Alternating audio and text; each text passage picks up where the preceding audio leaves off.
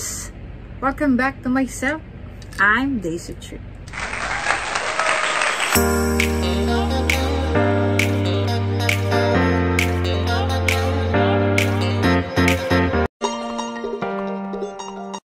And yes, kung bago lang po kayo sa channel ko, don't worry, hindi po kita pipilitin na i-subscribe ako or i-like ako or i-share itong video na to.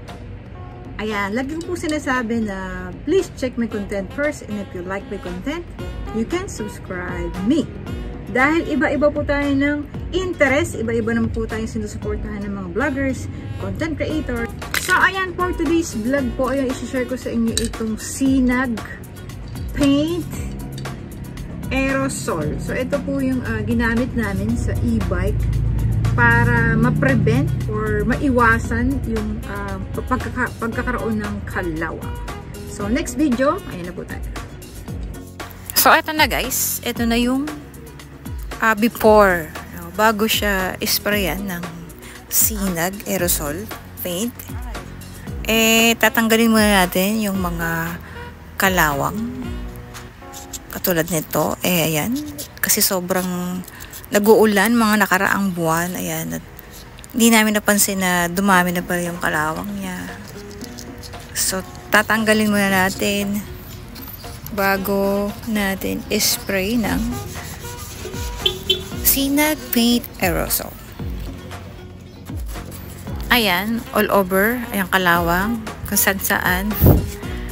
So, tanggalin muna natin. At dito rin, kasi dito, pag umuulan, nai-stuck dito yung tubig. Kaya talaga, prone talaga to sa kalawang. Mabilis talaga siyang dumami dito sa area na to. At kaya naisip namin na lagyan na lang siya ng butas. Ayan, kasi para kahit na ma-stuck yung tubig, makakalabas agad yung tubig. Ayan, buti na lang may drill si Daddy. Ayan. Hindi masyadong kita yung butas, pero ayan, may butas na siya. So, hindi na may stuck yung tubig dyan. Syempre sa kabilang gulong, ganun pa rin. Ang hirap lang niya kuskusin kasi maliit yung space dito. Doon sa loob ng butas ng tornilyo na yan. Ayan. At ayan, ito nga pala yung Sinag Paint Aerosol.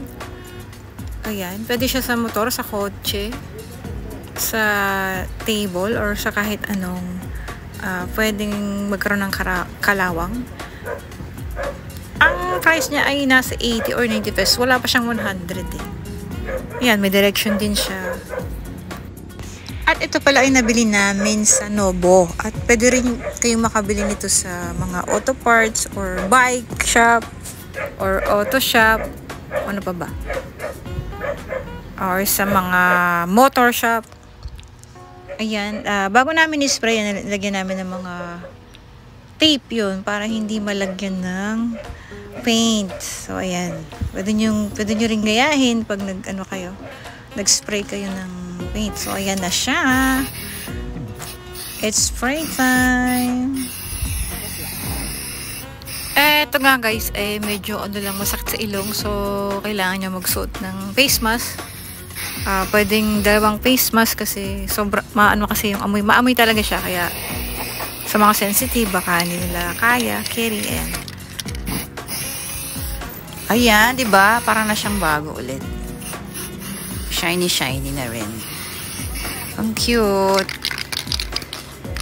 Pwede na ulit rumampa. At yan, pagdating dito guys, ayan, medyo nauubos na siya. Kasi medyo nasarapan mag-spray itong asawa ko. Kaya, ayan. Hindi kinaya. So, sa next na spray na, ayan, hindi na kinaya dahil naubos na. Ayan nga pala, bago nyo pala spray, kailangan muna pala siyang i-shake. Ayan, nakakatuwa. Parang may alkansya sa loob. Tapos, bago mo siya spray. So, ayan, malapit na maubos. So, hindi na siya natapos kasi ubos na siya. So, bali bumili na sprayan lahat. Guys, nagpakita na namin sa inyo. Ayun nga nangyari. So, sobrang dami ng kalawang. Hindi siya kinaya. Hindi siya kinaya ng isang ganito lang. So, bumili ulit kami ng another bottle ng aerosol paint. So, bali yung video na yon ay, ano pa yun, ng July. Bali ngayon ay November na. So, July, August, September, October, November. So, July. So, magka 5 months na, ano? So, yun, share ko lang din guys kasi nga, madali pala siyang, mawala. So, talaga yung kalawang bumabalik din siya. Kasi nga, lang siya, affordable siya, mura lang siya. Kaya yung quality, hindi ganun kaganda. Pero, kung, if ever, bibili kayo, siguro, advice kong bumili kayo ng mas mahal. Kasi, pag sinabing mahal, ibig sabihin yung quality niya is maganda. Ito kasi, lang siya, wala pa siyang 100. Siguro 80 or 90 pesos lang to. Kaya, hindi rin natin masisisi yung quality niya is hindi ganun kaganda.